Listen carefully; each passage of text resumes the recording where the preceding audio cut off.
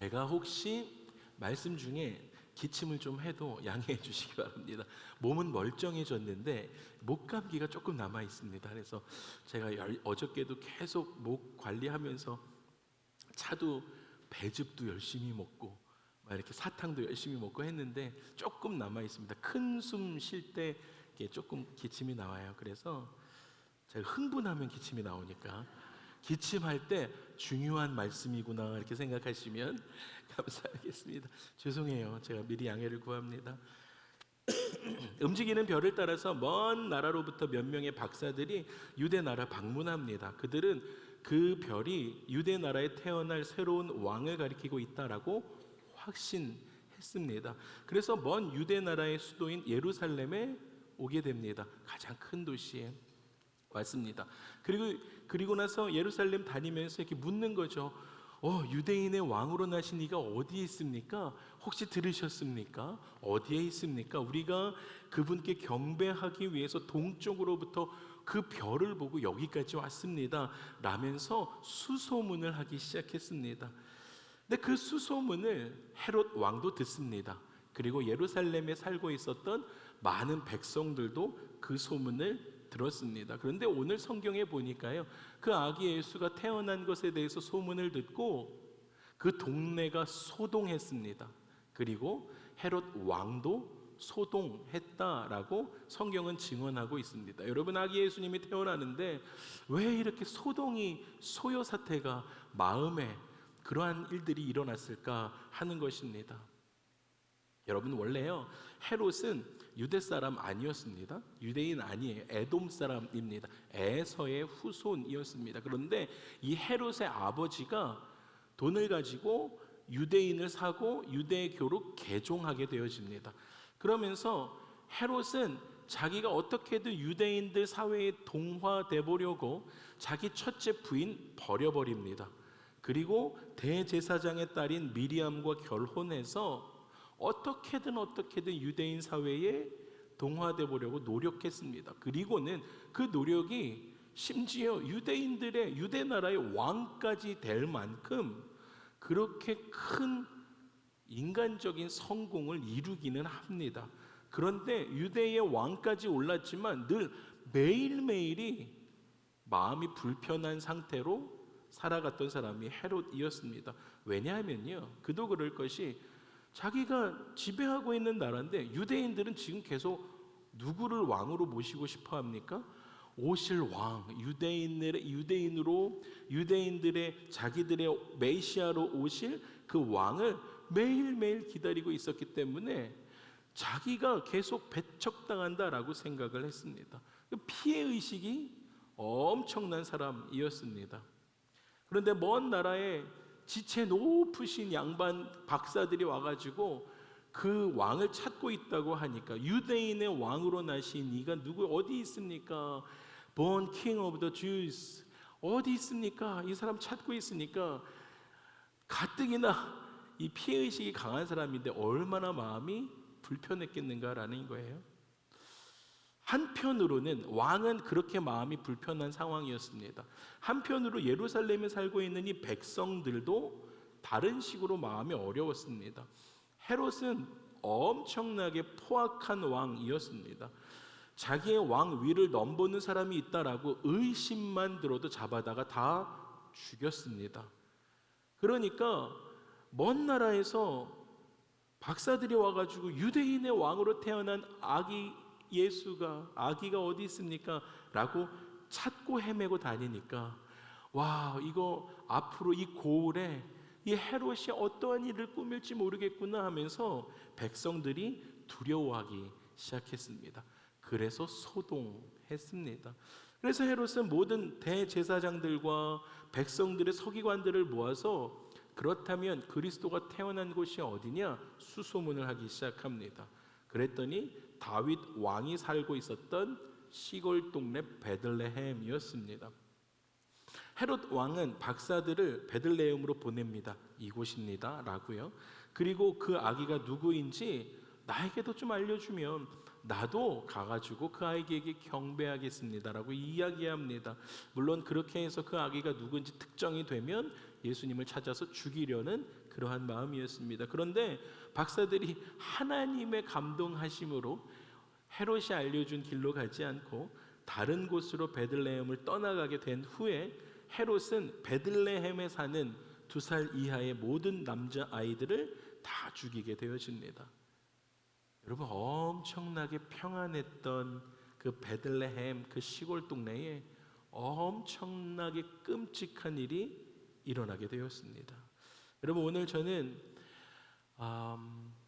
세상의 왕 vs 왕. 근데 세상의 왕과 우리가 주로 섬기는 그 예수 그리스도, 예수님과 헤롯, 이 생명을 주기 위해서 이 땅에 오신 왕과 세상의 왕, 이 두 왕을 서로 비교하면서 이야기를 나누고자 합니다. 첫 번째는 예수님은 사람을 살리시는 왕이시고 헤롯은 사람을 죽이는 왕이다라는 것입니다. 여러분, 세상의 왕은 사람을 죽이는 거예요. 요한복음 10장에 보니까 예수님께서 도둑이 오는 것은 도둑질하고 죽이고 멸망시키기 위해서 도둑이 왔다라고 이야기합니다. 여러분, 도둑이 하는 일이 무엇입니까? 도둑이 온 것은요, 도둑질하는 거예요. 여러분, 도둑이 온 것은 죽이는 것입니다. 도둑으로 인해서 우리가 생명을 얻을 수 없습니다. 도둑이 오는 것은 멸망시키기 위해서 왔다라고 이야기합니다. 그런데 예수님께서 당신에 대해서 이야기하는 것은 내가 온 것은 양으로 생명을 얻게 하고, 할렐루야, 예수님이 이 땅에 오셔서 우리 가운데 가장 먼저 하신 일은 우리 가운데 생명을 주신 일입니다. 할렐루야.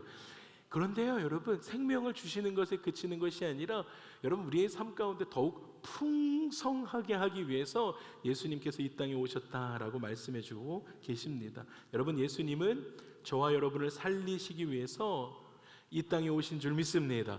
여러분, 그래서 죽기 위해서 이 땅에 오신 아기 예수 그리스도는 결국에는 십자가 위에서 우리를 위해서 죽으시게 되어집니다. 그래서 그는 우리에게 생명이 되시는, 생명을 주시는 떡이 되셨습니다. 여러분, 예수님의 관심은 언제나 사람 살리는 것에 있었습니다. 하나님의 관심도, 여러분, 하나님도 여러분의 삶을 바라보시면서, 하나님도 우리 공동체를 바라보시면서, 하나님도 예수님도 이 열방을 바라보시면서 관심은 오직 생명에 있습니다. 사람 살리는 것에 있습니다. 그들을 주께 돌아오게 하는 것에 하나님의 마음이 있다라는 것입니다. 여러분, 심판하심에도 멸망을 위한 심판이 아니라 늘 성경이 말하는 하나님의 심판은 그를 살리시기 위한 심판인 것을 우리가 알 수 있습니다. 할렐루야. 이것이 하나님의 마음입니다. 그런데 헤롯은 그렇지 않았습니다. 헤롯은 자기가 살기 위해서 많은 사람들을 죽입니다. 여러분, 이거 세상의 방식입니다. 여러분, 자기가 살기 위해서 남들은 아랑곳하지 않는 거예요. 헤롯이 그랬습니다. 자기가 살기 위해서 많은 사람들을 죽입니다. 자기를 해칠 것이다 라고 의심만 들어도 그 사람 살려두지 않았습니다. 여러분, 심지어 자기 왕위를 넘볼 수도 있겠구나 생각한 사랑하던 아내 미리암도 죽입니다. 거기서 그치지 않아요. 자기 왕위를 그러면 다음 사람들이 또 넘보겠구나 생각해서 자기 두 아들도 죽입니다. 또 이 왕위를, 또 이 권력을 탐하는 자가 있겠구나 하면서 장모도 죽입니다. 또 여러분, 헤롯 정말 엄청나게 나쁜 왕입니다. 자기의 대를 이을 장남까지도 마지막에 죽입니다. 여러분, 다 죽이는 거예요. 여러분, 헤롯은 자기가 살기 위해서 많은 사람들을 죽였던 왕입니다. 두 번째, 예수님은 낮은 곳으로 내려오신 겸손한 왕이시고 헤롯은 교만한 왕이었습니다. 여러분, 오늘 우리가 이 땅에 오신 아기 예수 그리스도가 우리의 삶에 어떠한 분인지 여러분, 우리의 삶에 다시 한번 깊이 묵상하기를 원합니다. 여러분, 예수님은 이 땅에 낮은 곳으로 오신 겸손한 왕이십니다. 그런데 이 세상을 다스리고 지배하고 있던 헤롯은 교만한 왕이었습니다. 예수님은 하늘의 모든 영광과 하늘의 모든 권세와 능력을 다 버리시고 사람이 되셨습니다. 예수님은 가축들이 잠자는 움막에서 태어나셨습니다. 예수님께서는 어느 날 그의 제자가 되겠다라고 찾아온 그 사람에게 예수님 이렇게 말씀하세요. 여우도 굴이 있고 새들도 자기 보금자리가 있지만 나 인자는 머리 둘 곳이 없다라고 말씀하실 만큼 겸손한 왕, 그분이 아기 예수님이십니다. 여러분, 예수님은 우리를 섬기시기 위해서 스스로 종이 되셨습니다. 그리고 이렇게 말씀하세요. 마가복음 10장에 인자가 온 것은 섬김을 받으려 함이 아니라 도리어 섬기려 하고 자기 목숨을 많은 사람들의 대속물로 주려 함이니라 라고 말씀하십니다. 이것이 예수 그리스도의 목적이셨습니다. 예수님은 이 땅에 오셔서 겸손한 왕으로 오셔서 종으로 오셔서 섬기는 자로 오셔서 우리를 살리시기 위해서 오신 겸손의 왕이셨습니다. 그런데요, 헤롯은 늘 자기 왕위를 지키기 위해서 불안해했습니다. 불안해하는 것이 어떻게 나타나기 시작합니까? 여러분, 불안함의 증상은 늘 폭력적으로 나타납니다. 근데 헤롯도 그랬어요. 자기가 왕임에도 불구하고 매일매일이 불안하니까 폭력적인 왕이 됩니다. 포악한 왕이 되었습니다. 나이가 들어서 자기가 죽을 날이 가까웠었습니다. 나이가 많이 들었습니다. 죽을 날 얼마 남지 않았어요. 그럼에도 불구하고 그는 유대인의 왕이 태어났다라는 그 말에 불안하고 두렵기 때문에 포악하게 바뀌게 되었습니다. 어떻게 했습니까? 베들레헴의 모든 2살 이하의 남자아이들을 다 죽였습니다. 여러분, 근데 생각해 보셨습니까? 그 2살 이하의 남자아이들이 장성에서 유대의 왕이 된다 한들 그때 자기가 살아있겠습니까? 헤롯이 살아있겠는가 하는 거예요. 그렇지 않았습니다. 그럼에도 불구하고 헤롯은 죽는 그 순간까지도 나는 다스리기 위해 태어난 사람이다라는 교만에서 벗어나지 못한 사람이었습니다. 예수님께서 죽어가는 사람을 구원하기 위해 당신을 내어놓으셨다라고 한다면 헤롯은 자기 그 보좌를 지키기 위해서 다른 사람의 생명을 함부로 취했던 왕입니다.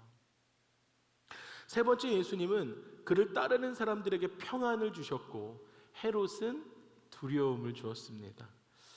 여러분, 요한복음 14장에 예수님께서 제자들에게 이렇게 말씀하셨습니다. 평안을 너희에게 끼치노니 곧 나의 평안을 너희에게 주노라.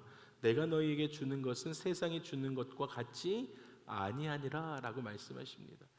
여러분, 예수님은 예수님 곁에 내가 예수님을 주로 시인합니다 라고 고백하는 그 모든 사람들에게 평안을 주시는 분이십니다. 할렐루야. 이것은 세상이 맛볼 수 없는 평안함입니다. 예수님의 역할이십니다. 그런데 세상이 주는 것과 같지 않다라고 말씀하세요. 헤롯이 주는 평안은 없습니다. 너희는 마음에 근심하지도 말고 두려워하지도 말라. 여러분, 두려움이 있는 곳엔 주의 영이 계신 곳이 아닌 것입니다. 여러분, 두려운 곳은 하나님의 임재가 있는 곳이 아닙니다. 성경적으로 그래요. 여러분 마음 가운데 혹시 두려움이 찾아오실 때마다 꼭 예수의 이름을 부르십시오. 그러면 즉시로 그 두려움은 떠나갈 수밖에 없습니다. 예수님은 평강의 왕이십니다. 그래서 예수 그리스도의 이름을 부르면 우리의 마음이 평안 가운데 있을 수밖에 없어요. 말씀에서 하시는 것처럼 세상이 줄 수 없는 평안을 우리 가운데 허락하시는 분이 예수 그리스도입니다. 그래서 여러분, 저와 여러분들이 예수 그리스도의 이름을 부르기 시작할 때 평안을 얻게 되는 것뿐만 아니라 죄와 죄책감으로부터도 정죄감으로부터도 벗어나게 해주십니다. 할렐루야. 우리 아기 예수님이 우리 가운데 주시는 은혜입니다. 여러분, 예수 그리스도를 우리 마음 가운데 받아들이고 예수님과 동행하기 시작하면 우리 삶 가운데 수치스러움이 왜 없겠어요? 우리 삶 가운데 부끄러움이 왜 없겠습니까? 그런데 예수님과 동행하기 시작할 때 그 평강에 하나님께서 주시는 은혜로 말미암아 우리는 수치와 부끄러움에서도 벗어나게 되는 줄 믿습니다. 여러분, 세상 살아가시면서 여러분의 마음 가운데 평안함보다 더 큰 축복이 없습니다. 여러분, 아무리 떵떵거리는 집에 살아도 매일매일이 두려움 가운데 살아가는 사람이면 그 사람 불쌍한 인생입니다. 헤롯이 그랬어요. 아무리 좋은 건축도 많이 했잖아요. 그렇게 많은 큰 건축물에 살아도 매일매일이 두려움 가운데 매일매일이 누군가 나를 죽일지도 모른다라는 그 생각하고 살아가는 사람은 불쌍한 인생입니다. 저주받은 인생이에요. 여러분, 매일매일이 평안함 가운데 살아가는 사람보다 더 큰 축복이 없는 줄 믿습니다. 그 평안함은 오직 오늘 이 땅에 오신 아기 예수 그리스도를 통해서 이루게 되는 줄 믿습니다. 그런데 헤롯은 주변에 있는 모든 사람들을 불안하게 만들었습니다. 자기가 불안하니까요. 자기가 두려우니까요. 그 열매가 악한 것밖에 나올 게 없는 거예요.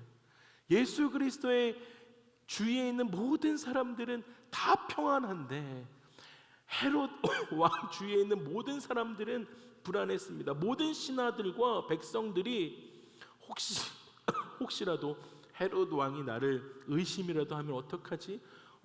헤롯 왕이 나를 오해라도 하면 어떡하지? 하면서 두려움으로 전전긍긍했습니다.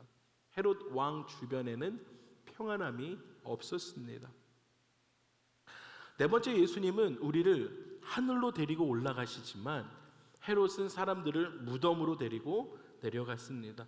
여러분, 이 두 왕의 통치 목적이 전혀 달랐습니다. 예수님의 목적은 우리로 하여금, 여러분들로 하여금 하나님의 자녀가 되게 하고 하늘에서 영원히 살게 하는 것이었습니다. 그래서 예수님께서 이렇게 말씀하셨어요. 나 있는 곳에 너희도 있으리라. 할렐루야. 이것이 예수님께서 통치하시는 목적입니다. 바울은 그 말씀을 시편에서 이렇게 인용합니다. 그러므로 이르기를 그가 위로 올라가실 때에 사로잡혔던 자들을 사로잡으시고 그 사람들에게 선물을 주셨도다 라고 말씀하십니다. 할렐루야. 이 선물이 영원한 생명입니다. 사로잡혔던 올라갔던 그들을 예수님께서 사로잡으시고 그들 가운데 영원한 생명을 선물로 주셨다라고 말씀하세요. 여러분, 예수님은 저와 여러분들 가운데 영원한 생명을 주시는, 저와 여러분들과 함께 하늘로 올라가셔서 영원히 살게 하시는 그러한 분이신 걸 믿습니다. 그런데 여러분, 헤롯은 그렇지 않았어요. 세상의 왕은 그렇지 않습니다. 예루살렘 백성들에게 큰 슬픔을 안겨다 주었습니다. 여러분, 눈앞에서 군인들이 들어와서 2살 이하의 어린 아이들을 헤롯의 칼에 죽임을 당하는 것을 본 그 어머니들의 슬픔은 말로 표현할 수가 없었을 것입니다.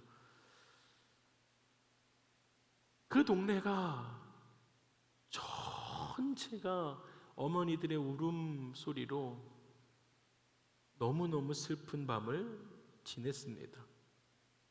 헤롯 때문이었습니다.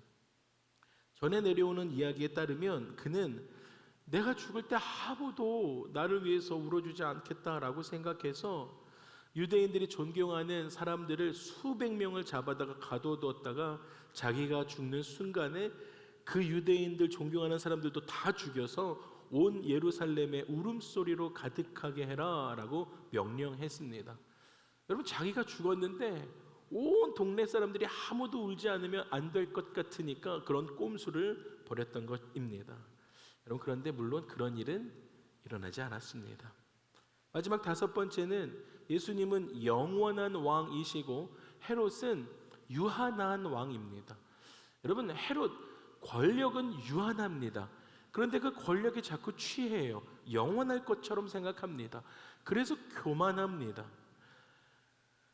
예수님은 어제나 오늘이나 영원토록 동일하신 왕이십니다.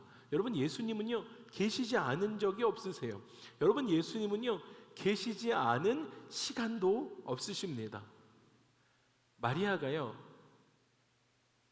어느 날 자기를 찾아온 그 가브리엘 천사에게 이러한 이야기를 듣습니다. 이 이야기를 좀 같이 한번 읽어보고 싶은데 누가복음 1장 31절에서 33절까지의 말씀입니다. 인데 마리아를 찾아온 그 가브리엘 천사가요, 예수 그리스도에 대해서 충분히 이야기해 놓고 마지막에 하는 이야기가 나옵니다. 그가 어떠한 왕인지 설명해 줍니다. 한번 같이 읽어볼까요? 누가복음 1장 31절에서 33절입니다. 함께 합니다. 보라, 내가 잉태하여 아들을 낳으리니 그 이름을 예수라 하라. 그가 큰 자가 되고 지극히 높으신 이의 아들이라 일컬어질 것이요 주 하나님께서 그 조상 다윗의 왕위를 그에게 주시리니 영원히 야곱의 집을 왕으로 다스리실 것이며 그 나라가 무궁하리라. 아멘. 여러분, 예수 그리스도가 태어날 것에 대해서 우리가 예언하는 그 앞에 부분들을 많이 보잖아요. 그런데 그 천사가 예언하는 마지막에는요, 그 왕되심이 언제까지인지 말씀해 주고 계세요. 언제까지라고 말씀하세요? 영원히 야곱의 집을 왕으로 다스릴 것이다. 그 나라가 무궁할 것이다 라고 이야기합니다. 여러분, 헤롯은 풀과 꽃과 같은 일시적인 왕입니다. 여러분, 시들고 죽고 유한합니다.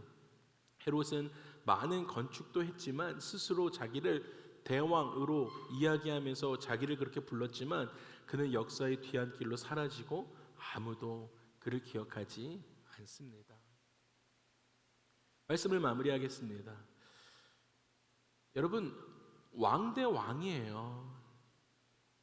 근데 한 분은 생명의 왕이 되시고 한 분은 세상의 왕으로 사람들을 두렵게 하는 왕이었습니다. 여러분, 여기서 헤롯이 담당한 이 세상의 왕은 세상의 공중권세 잡은 자, 곧 사탄을 상징합니다. 여러분, 지금 왕 대 왕에서 헤롯에게 나타난 모든 특징이 사단의 특징이었습니다. 여러분, 사탄은 지금도 저와 여러분들을 찾아와서 왕 노릇하려고 합니다. 여러분의 삶을 계속 문두드리고 들어와서 자기가 주인 행세하려고 하는 것이에요. 여러분, 그게 사단의 역할입니다. 사단은 여러분들의 삶을 도둑질하고, 도둑질하고 죽이고 멸망시키기 위함입니다. 근데 그 도둑질하기 위해서 여러분들의 마음 가운데 계속 문을 두드리는 거예요. 그런데 예수님은 우리에게 풍성한 생명을 주시는 분이십니다. 할렐루야. 그분이 우리의 예수님이세요. 여러분, 사단은 우리들을 교만하게 만들려고 가진 노력을, 애를 그렇게 씁니다. 사단이 여러분의 삶에 와서 교만케 하려고 노력을 합니다. 왜냐하면 하나님께서 교만한 자를 가장 싫어하시기 때문이죠. 하나님이 무엇을 가장 싫어하시지? 사단이 알아요. 교만함입니다.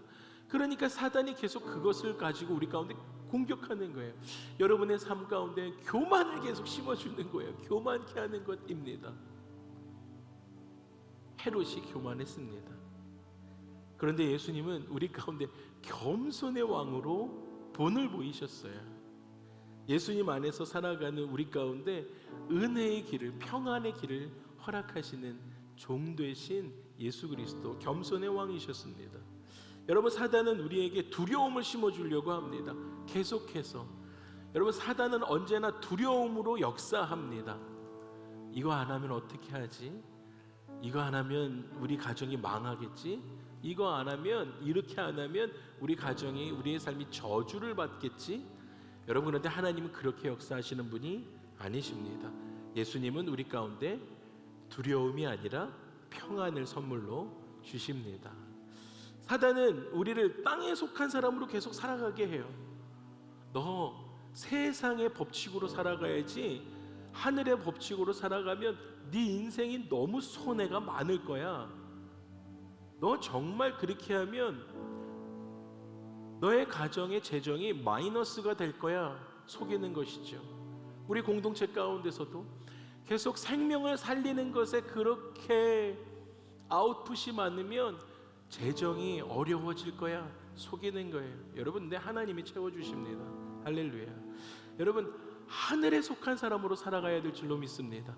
계속 속이는 거예요. 세상의 숫자로, 세상의 법칙으로 살아가라고, 이 땅에 속한 속셈으로 살아가라고, 셈법으로 살아가라고. 여러분, 근데 하나님이 이 세상의 셈법으로 역사하시는 분이십니까?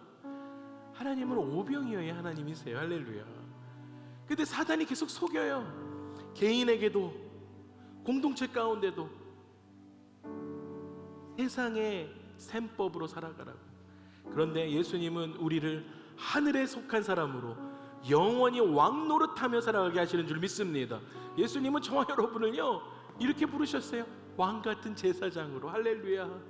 우리를 왕같은 제사장으로 부르셨기 때문에 우리는 이 세상에서도 왕같은 제사장으로 살아가야 합니다. 오늘 성탄주의를 맞아서 우리에게 오신 예수님을 우리의 삶과 우리의 가정 가운데, 우리 자녀들 가운데도요 축복하면서 예수님을 모셔드리시고 우리 모두가 예수님과 함께 왕노릇하는 저와 여러분의 삶이 되기를 주님의 이름으로 축복합니다. 아멘. 할렐루야. 우리 함께 일어나셔서 함께 찬양